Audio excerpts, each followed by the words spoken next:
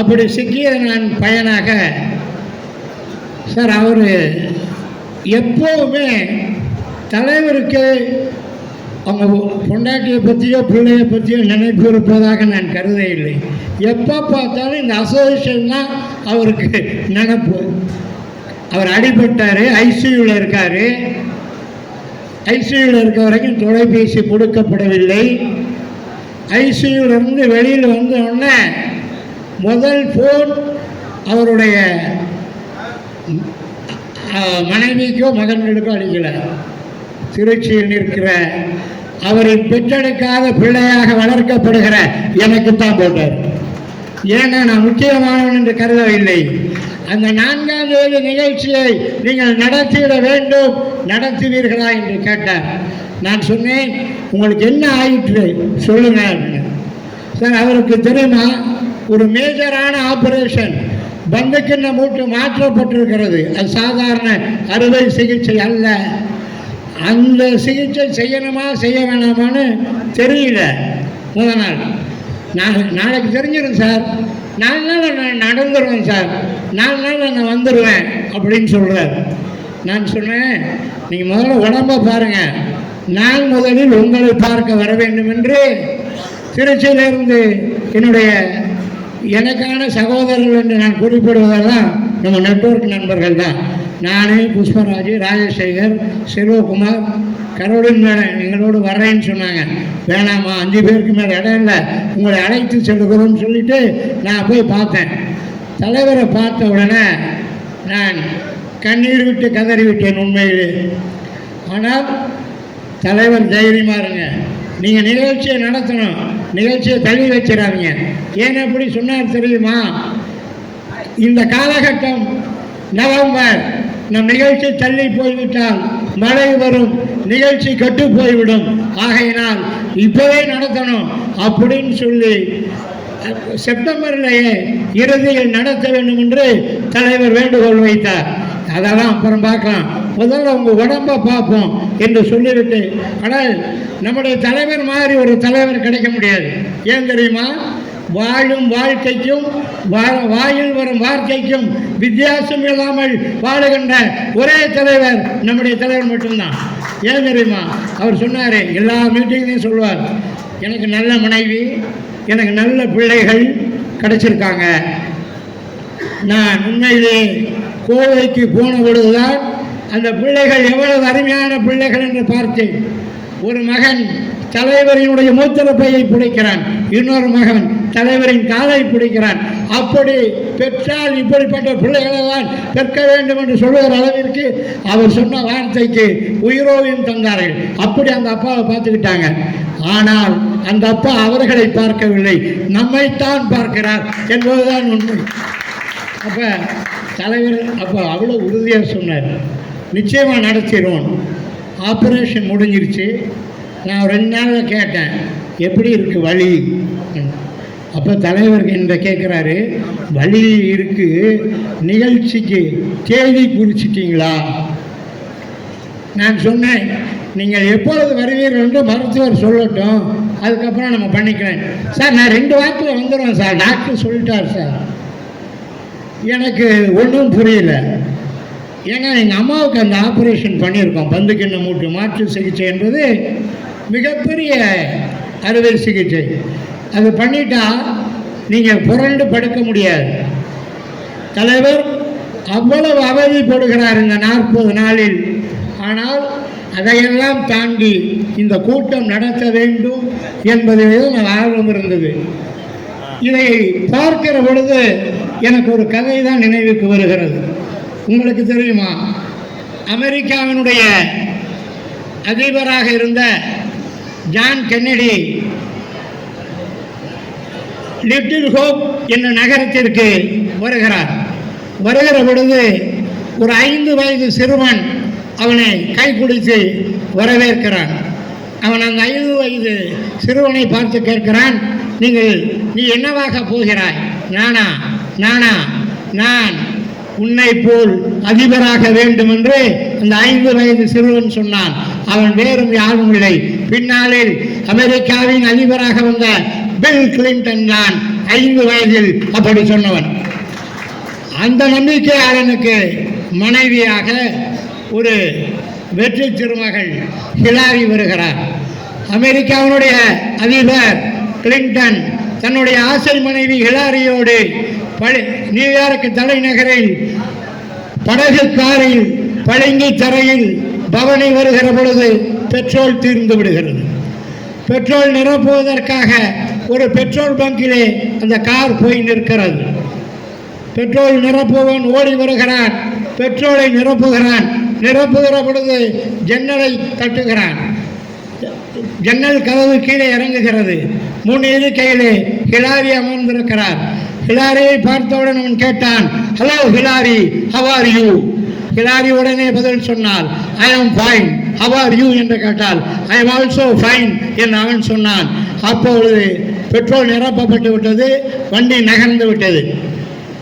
இதை பார்த்து கொண்டிருந்த கிளின்டன் கேட்டான், ஹிலாரி, நீ அமெரிக்க அதிபருடைய மனைவி, உன்னை பார்த்து ஒரு பெட்ரோல் பங்க் பெட்ரோல் நிரப்புவன் கேட்கிறான், உன் பெயரை சொல்லி அழைக்கிறான், அவனை உனக்கு முன்னும் பின்னும் தெரியுமா என்று கேட்கிறான். முன்னும் பின்னும் தெரியுமாவா? அவன் என் வகுப்பு தோழன், என் உயிர் தோழன். நானும் அவனும் பள்ளி பருவத்திலிருந்து கல்லூரி வரை ஒன்றாக படித்தவர்கள் என்று அவன் சொல்லுகிறான். சொன்னவுடனே ஹிலாரி சொன்னவுடனே கிளின்டன் கேட்கிறான், அப்படி என்றால் உங்கள் நட்பு வளர்ந்து காதலாகி உனக்கு அவனோடு கல்யாணமாகி இருந்தால் இப்போது என்ன ஆகியிருக்கும் என்று கேட்கிறான். அவள் ஹிலாரி பின்னிருக்கையை அமர்ந்திருக்கிற கிளின்டனை பார்த்து நமட்டு சிரிப்பு சிரித்து விட்டு சொன்னால், ஒன்றும் ஆயிருக்காது. அவன் வெள்ளை மாளிகையில் இருந்திருப்பான், நீ பெட்ரோல் பங்கில் இருந்திருப்பாய் என்று ஹிலாரி சொன்னதாக வரலாறு சொல்லுகிறது. 5 வயதில் சொன்னதை நிறைவேற்றியவன் எவ்வளவு நம்பிக்கைக்குரியவன்! அவனையே அதைவிட நம்பிக்கைக்குரியவனாக ஹிலாரி இருந்தாலோ அதை போல நம்பிக்கை வலிமை கொண்டவர்தான் நம்முடைய தலைவர் என்பதற்காக எழுந்து நடக்க முடியாவிட்டாலும் கூட, தான் நடக்காவிட்டாலும் இந்த சமுதாயம் தளர்நடை போட்டுவிடக் கூடாது, இவர்கள் வாழ வேண்டும், வளர வேண்டும் என்பதற்காக இந்த நிகழ்வை ஏற்பாடு செய்திருக்கிறார். ஆகவே இப்படிப்பட்ட சூழலில் தான் இந்த நிகழ்வு ஏற்பாடு செய்யப்பட்டிருக்கிறது. தோழர்களே, உங்களுக்கு உங்கள் சக்தி தெரியுமா என்று எனக்கு தெரியவில்லை.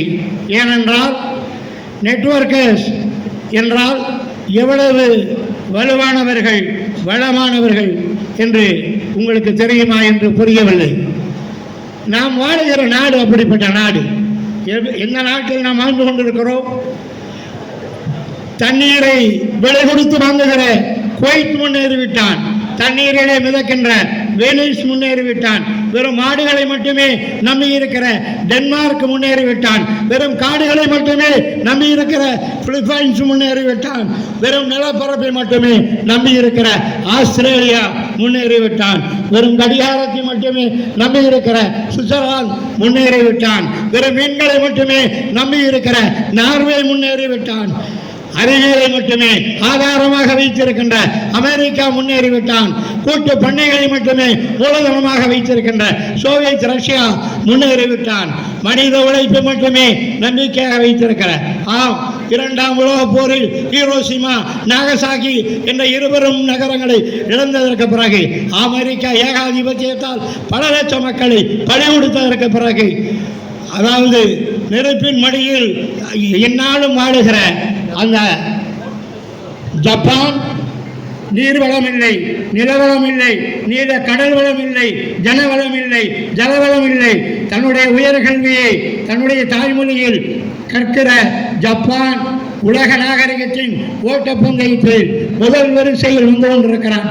ஆனால் இந்தியா, இந்த நாடு 22,000 மைல் கடல் எல்லையும் 22,000 மைல் மழை எல்லையும் 2,000 மைல் கிழக்கு மேற்காக 2,000 மைல் வடக்கு தெற்காக உழைப்பதற்கு 140 கோடி மக்கள் உலக வரைபடத்தில் 5.1% இடத்தை பெற்றிருக்கின்ற தீபகற்ப நாடு இந்தியா. 258 ஆண்டுகளுக்கு தேவையான இரும்பை 128 ஆண்டுகளுக்கு தேவையான நிலக்கரியை 22,500,000 கேரட் உள்ள வைரத்தை மண்ணுக்கடியில் பெற்றிருக்கின்ற கனிம வளமுள்ள நாடு. வற்றாத ஜீவநதி சிந்து, பிரம்மபுத்திரா, கங்கை என்ற நதிகளை பெற்றிருக்கிற நாடு முன்னேறி இருக்கிறதா என்றால் 56 விழுக்காடு அகரம் எழுத தெரியாதவர்கள் 22% மக்களுக்கு மட்டுமே இந்த நாட்டில் வேலைவாய்ப்பு உண்டு என்று சொல்லுகிற இந்த நாட்டில் இந்த மக்களை காப்பாற்றுவதற்கு யார் இருக்கிறார்கள்? இந்த மக்களை அரசாங்கம் காப்பாற்றுமா? ஒரு காலம் காப்பாற்றாது. ஒரு அரசாங்கம் செய்ய முடியாது செய்கின்ற ஆற்றல் படைத்தவர்கள் யார் என்றால் இந்த மண்ணில் நெட்வொர்க்கர்ஸ் மட்டும்தான் என்பதை நாம் நிரூபித்திருக்கிறோம். அரசாங்கம் என்ன கேட்பான்? வேலை கொடுத்தா உன்ட சர்டிபிகேட் இருக்கா, கம்யூனிட்டி சர்டிபிகேட் இருக்கான்னு கேட்பான். அரசாங்கம் என்ன கேட்பான்? உன் இடத்துல படிப்பிற்கான சான்றிதழ் இருக்கான்னு கேட்பான். அரசாங்கம் என்ன கேட்பான்? இந்த வேலைக்கு இவ்வளவு தருகிறாரா என்று கேட்பான். எந்த சர்டிபிகேட்டும் கேட்காமல், எந்த பணமும் கேட்காமல், ஜாதி மத வித்தியாசம் இல்லாமல் வந்தவனை எல்லாம் வாழ வைக்கின்ற ஒரே இடம் நெட்வொர்க் மட்டும்தான். ஆகவே இந்த நாட்டில் அரசாங்கம் செய்ய முடியாததை செய்கின்ற ஆற்றல் படைத்த நீங்கள் மதிக்கப்படுகிறீர்களா? இதுதான் என்னுடைய கேள்வி. உங்களை மதிக்கிறாங்களா? குறைந்தபட்சம் வீட்டிலே மதிக்கிறார்களா? உங்களுடைய மனைவிமார்கள் மதிக்கிறார்களா? இல்லை. ஏன்? என்ன காரணம்? இந்த தொழில் அவ்வளவு கெட்டு போய்விட்டது. உழைப்பை நம்பி வாழ்ந்த இந்த தொழில் உழைக்காமல், ஒரு பொருளை முதலீடாக பெறாமல் பணத்தையே முதலீடாக கொண்டு செய்ய முடியும் என்ற கேள்வித்தனமான எண்ணத்திற்கு நாம் ஆட்பட்டதால் இந்த தொழில் நசிந்து போய்விட்டது. நமக்கு உரிய மரியாதை இல்லை, அங்கீகாரம் இல்லை. இதைத்தான் நாம் கேட்கிறோம். பக்கத்தில் இருக்கிற கேரளாவிலே அங்கீகாரம் வந்துவிட்டது. அந்த அங்கீகாரத்தை நாம் பெற வேண்டாமா? அந்த அங்கீகாரத்தை நாம் பெற்றாக வேண்டும். அந்த அங்கீகாரத்தை பெறுவதற்காக நாம் சில வேலைகளை செய்வதற்காக ஒரு சட்டம் வேண்டும் என்று நாம் கேட்கிறோம். நான் உங்கள் மத்தியிலே இன்னொரு விஷயத்தையும் கூற கடமைப்பட்டிருக்கிறேன். இந்த நெட்வொர்க் துறையை பற்றி நமக்கே நம்ம பலம் தெரியாது. நான் 2 நாளைக்கு முன்னால் ஒரு இந்த நோட்டீஸ் எல்லாம் நாங்கள் என்ன பண்ணோம், தலைவர் சொன்னார், எங்கெங்கெல்லாம் நெட்வொர்க் மீட்டிங் நடக்குதோ அங்கே போய் நீங்கள் கொடுங்க அப்படின்னு சொன்னார். நாங்கள் உடனே சரி அப்படின்ட்டு இங்கே ஒரு கம்பெனிக்கு போனோம். அந்த கம்பெனி என்னென்னா ட்ரேடிங் பண்ணுற கம்பெனி. ஆனால் அந்த கம்பெனி என்ன சொல்கிறான், நாங்கள் ட்ரஸ்ட் கம்பெனி. எந்த கம்பெனியாக இருந்தாங்க சார், இந்தாங்க நோட்டீஸும் கொடுத்தோம் சார், இது நெட்வொர்க் இல்லை சார், நோட்டீஸை திருப்பி கொடுங்கண்ணா. அதுவரையிலும் பொறுமையாக இருந்தது. அப்போ தான் சொன்னேன், அதாவது நெட்வொர்க் இல்லை என்று வேற எதுக்கவன் சொல்லலாம், ஆனால் நெட்வொர்க் பண்ணிகிட்டு இருக்கவனே நெட்வொர்க் இல்லை என்று சொல்வது எப்படி இருக்குன்னா, இதை விட ஒரு கேவலமான தொழில், கேவலமான விஷயம் இருக்க முடியாது. நெட்வொர்க் பண்ணிகிட்டு இருக்கவங்க நம்ம நிலைமை எப்படி இருக்குன்னா, ஆடுவார் இல்லாத அரங்கமாய், பாடுவார் இல்லாத பாடலாய், தேடுவார் இல்லாத திரவியமாய், தீண்டுவார் இல்லாத தின்பண்டமாய், யாரும் படிக்காத உயர்ந்த இலக்கியமாய், மொழிபெயர்க்கப்படாத மூத்த கவிதையாய் இருக்கிறது நெட்வொர்க்குடைய வாழ்க்கை. ஏன்னா அவனே நமக்கு நெட்வொர்க்கரே சொல்கிறான், இது நெட்வொர்க் இல்லை.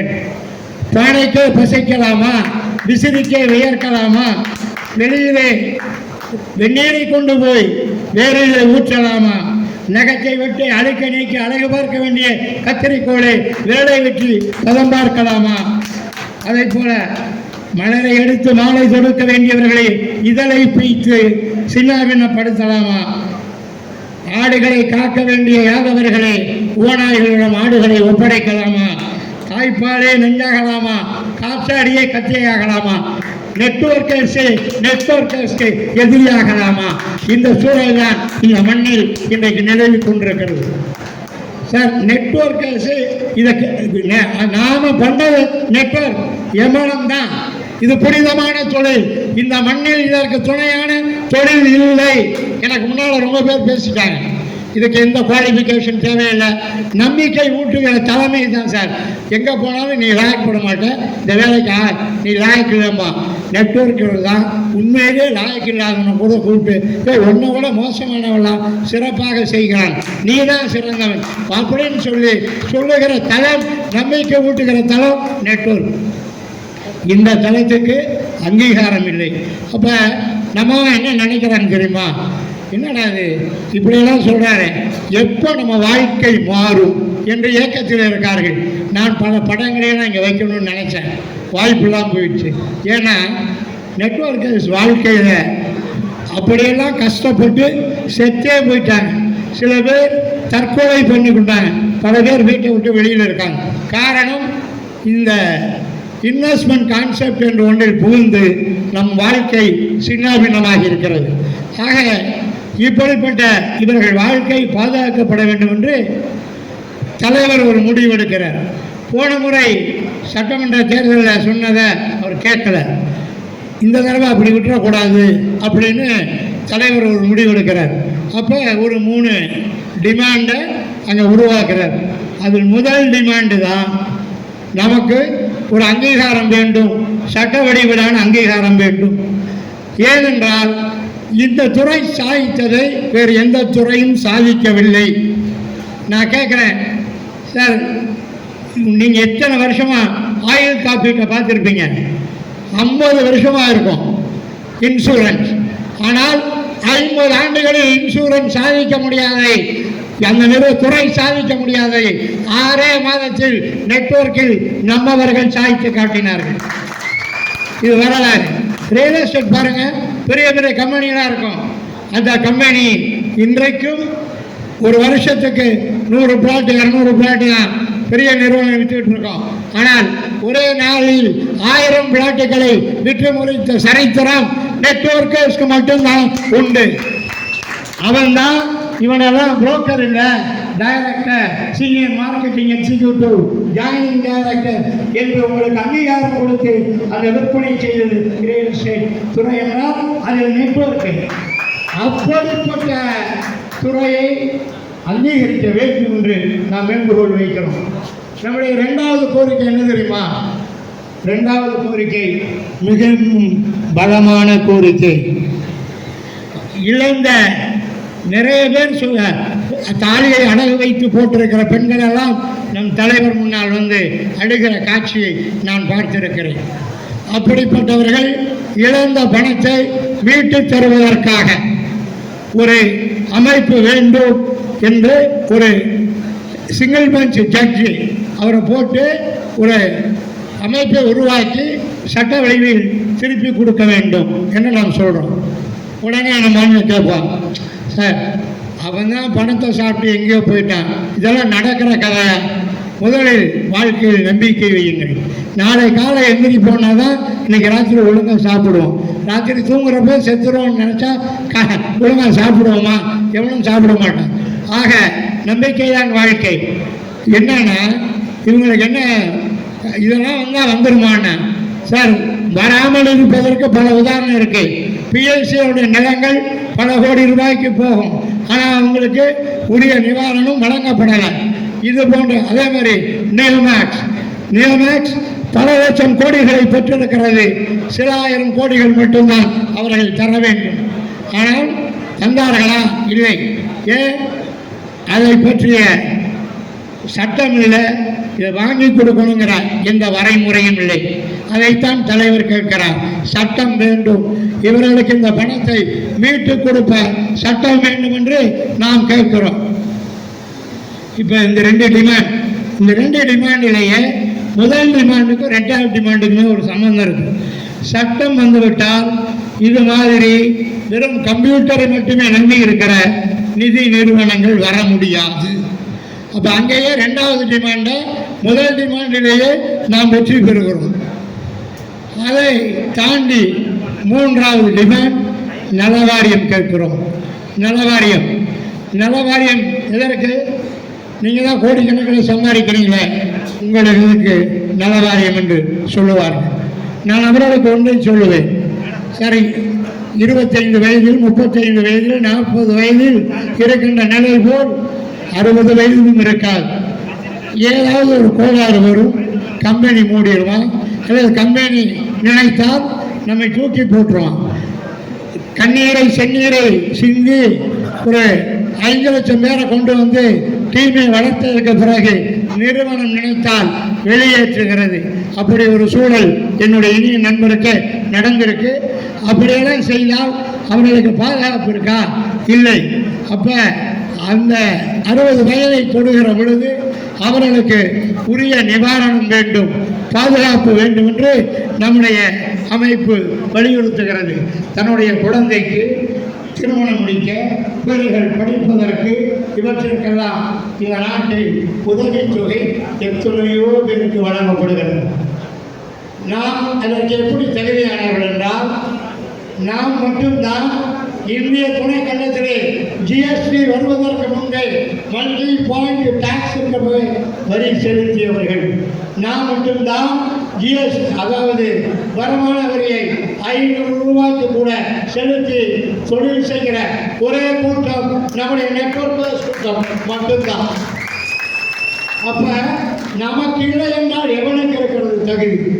இந்த 3 கோரிக்கைகளை வென்றெடுக்க வேண்டும் என்பதற்காக நாம் ஒரு தீர்மானத்தை போட்டு தலைவர் திருச்சிக்கு முதலில் வந்தார். திருச்சி தான் திருப்புமுனை ஏற்படுத்துகிற எழுச்சியான மாநகரம் என்பதை தலைவர் அறிந்து அறியாமல் திருச்சிக்கு முதலில் வந்தார். திருச்சிக்கு வந்தவுடன் அவர் அடுத்து சேலத்தை நிர்ணயித்திருந்தால் நாம் உடனே வழிநடத்தி தமிழ்நாட்டினுடைய 37 மாவட்டங்களிலும் நம்முடைய அமைப்பு இருக்கிறது. தமிழ்நாட்டினுடைய 234 தொகுதிகளில் 186 தொகுதிகளில் நமக்கு ஒருங்கிணைப்பாளர்கள் இருக்கிறார்கள். தமிழ்நாட்டினுடைய 39 நாடாளுமன்ற தொகுதிகளில் 18 நாடாளுமன்ற தொகுதியில் நம்முடைய ஒருங்கிணைப்பாளர்கள் இருக்கிறார்கள். அப்படிப்பட்ட அமைப்பை தலைவர் கட்டமைத்திருக்கிறார். அந்த கட்டமைத்ததற்கு பிறகு நான் சொல்லுகிறார், தலைவர் இந்த 3 கோரிக்கைகளை ஏற்றுக்கொண்டால் அவர்களை ஆதரிப்போம். ஒரு கூட்டத்தில் ஒருத்தர் கேட்கிறார், சார் நம்ம கஷ்டப்பட்டு உழைக்கிறோம், நம்ம எவனும் போட்டு போட்டால் என்ன, நமக்கு எதற்கு அரசியல்? திருவண்ணாமலையிலே தலைவரை பார்த்து ஒருத்தர் கேட்டார், நமக்கு எதற்கு சார் அரசியல்? கல்விக்கு எதற்கு முள்வேலி, ஒளியும் சுருதிக்கு எதற்கு கோடாலி, கழுதைக்கு எதற்கு கடிவாளம், உவர் நிலத்திற்கு எதற்கு விதைகள், வெற்றல விளக்கமாற்றுக்கு எதற்கு பட்டு குஞ்சம், வேளத்து காட்டில் வேட்டை நாய்களுக்கு எதற்கு விருந்து, மந்திக்கு எதற்கு மணிமகுடம், உங்களுக்கு எதற்கு அரசியல் என்று எங்களை பார்த்து கேட்டார்கள். நான் அவர்களுக்கு ஒன்றுதான் சொல்லுவேன், இந்த மண்ணில் அரசியல் இல்லாமல் எதுவுமே இல்லை. அரசியல் இருந்தால்தான் அதை வெற்றி பெற முடியும். அதை மிக சாதுரியமாக கையாண்டிருப்பவர் நம்முடைய தலைவர். என்ன சொன்னார் தெரியுமா?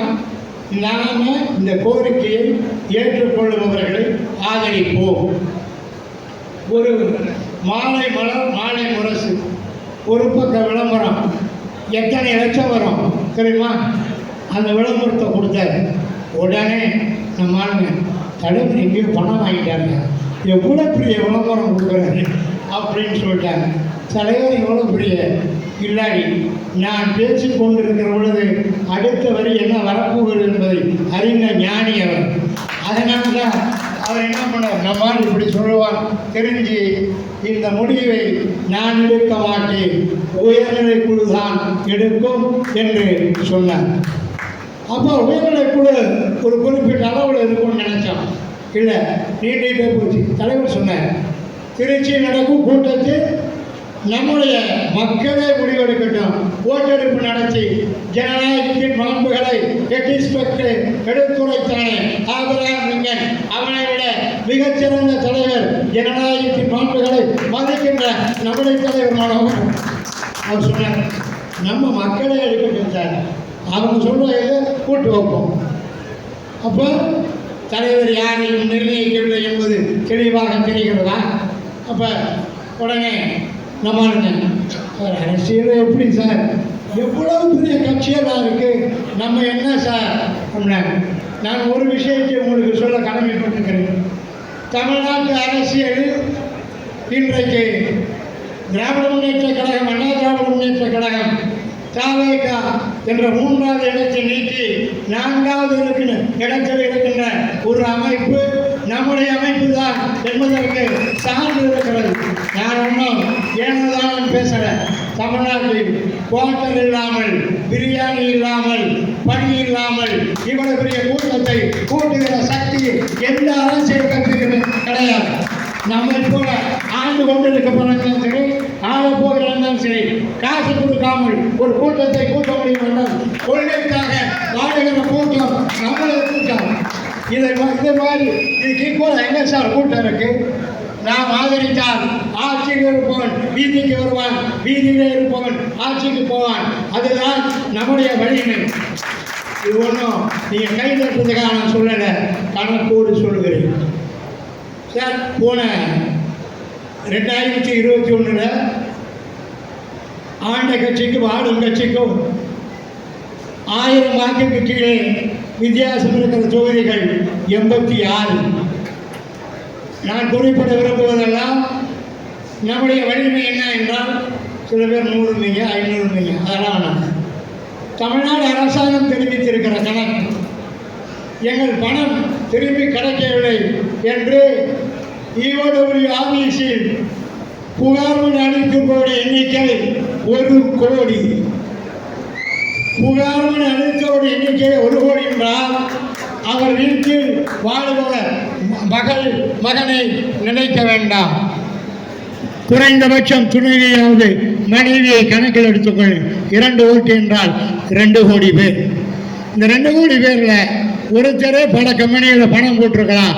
அதனால் அவருடைய கம்பெனியில் பல இடத்துல அவர் பேர்லேயே கம்ப்ளைண்ட் வந்திருக்கலாம்.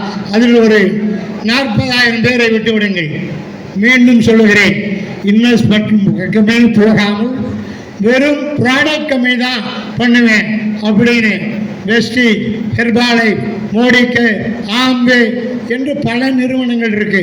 இதில் பல கோடி பேர் இருக்காங்க. அப்படி என்றால் நம்முடைய வலிமை என்னன்னு பாருங்க. இந்த பல கோடி பேரில் நான் குறிப்பிடுகிறேன். அப்ப ஒரு தொகுதிக்கு 234 4 கோடியை வகுத்தீங்கன்னா 40,000 பேர் வருவார்கள். நான் ஒரு தொகுதிக்கு 40,000 அல்ல, 4,000 பேர் எங்கள் பேச்சை கேட்டாலே உங்கள் தலையெழுத்து மாறிவிடும். இதை ஆண்டு கொண்டிருக்கிற கட்சியும் ஆள போகிறோம் என்று நினைக்கிற கட்சியும் கருத்தில் கொள்ள வேண்டும்.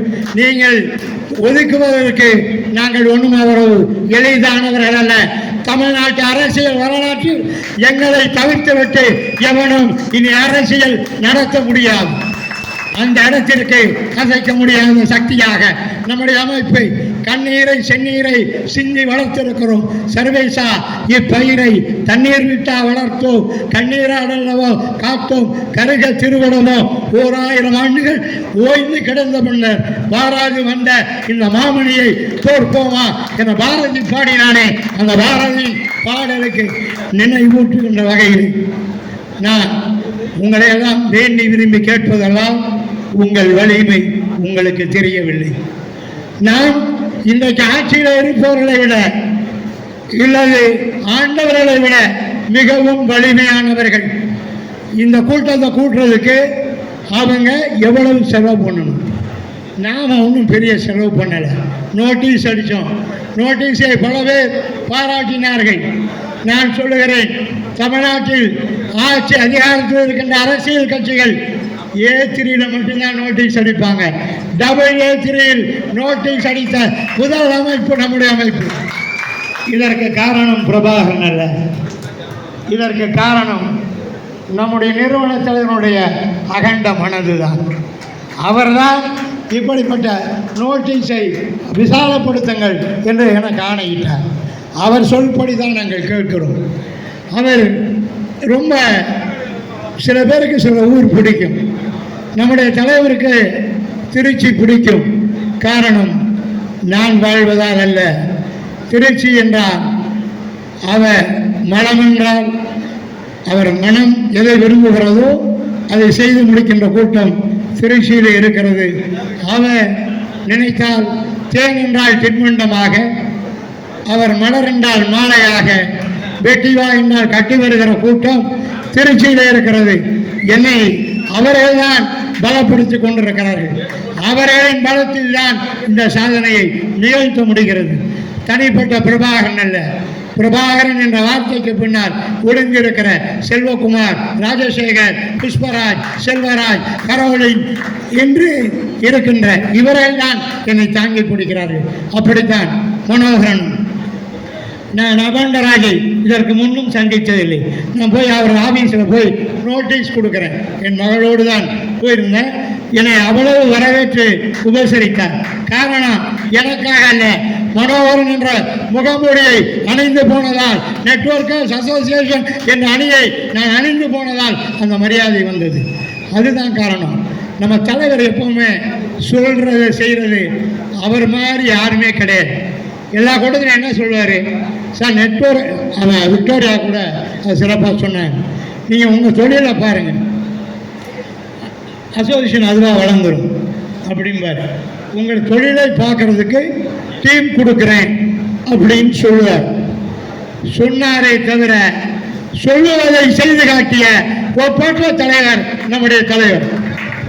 சார், எல்லாருக்கும் ஒரு பிடிஎஃப் அனுப்பியிருக்கோம், பார்த்தீங்களா சார்? நீங்கள் எந்த ஊரில் தமிழ்நாட்டில் போய் இறங்கினாலும், திருச்சிக்கு வந்தீங்கன்னா ஒரு 25 பேருடைய தொலைபேசி என்ன அதில் இருக்கும். நீங்கள் மதுரைக்கு போனீங்கன்னா 50 பேருடைய தொலைபேசி இருக்கும். கோவைக்கு போனீங்கன்னா 100 பேர் தொலைபேசி. இப்படி ஊருக்கு உங்களுக்கு டீம் தருவேன் என்று சொன்ன வார்த்தையை நிறைவேற்றி இருப்பவர்கள் தான் நம்முடைய மனோகரன் அவர்கள். டீம் கொடுத்தாச்சு. நீங்கள் வெற்றி பெறுவதற்கு மாண்புகளை எடுத்துரையாச்சு. ஆனால் நமக்கு என்ன வேணும்? நம்பிக்கை வேண்டும். நம்பிக்கை வேண்டும். நம்முடைய சக்தியை நீங்கள் உணர வேண்டும். சார், இந்த மண்ணில் நமக்கு இணையாக சார் இங்கே இருக்கவங்க ட்ரெஸ் கோடை பாருங்கள், பேச்சு திறமை. எந்த கட்சியிலும் இப்படி பேச முடியாது சார், ஆள் இருக்காது சார்.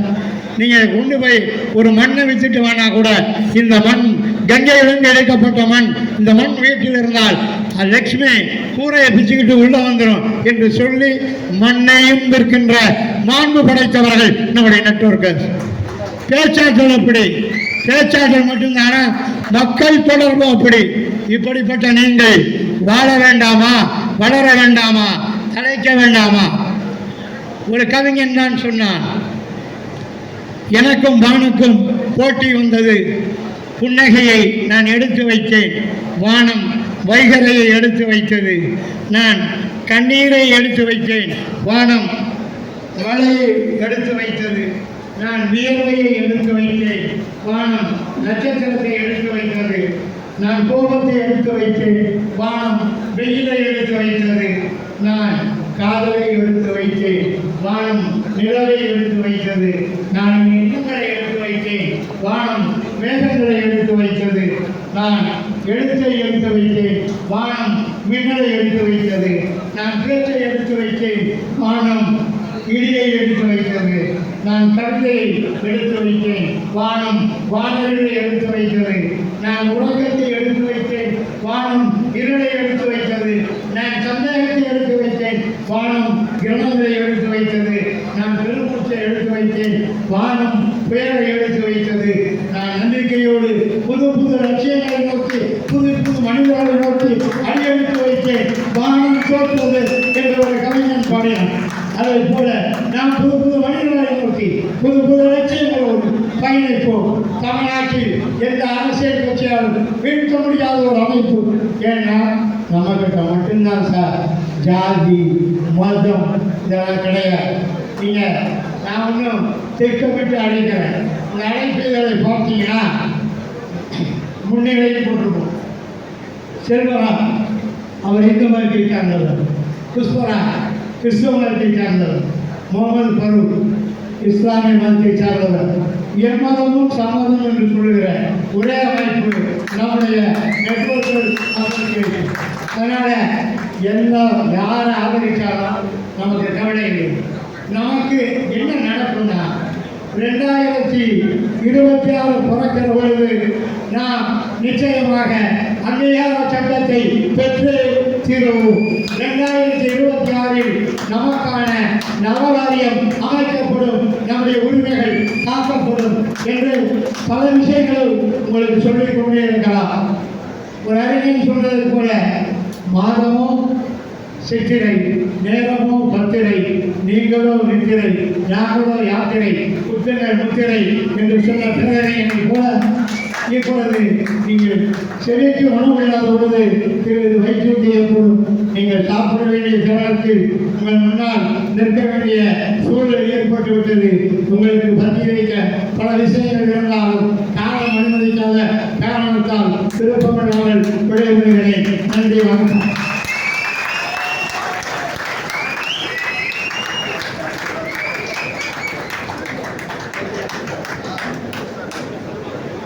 நன்றி திரு பிரபாகரன் அவர்களே. கனமழை அடித்து ஓய்வு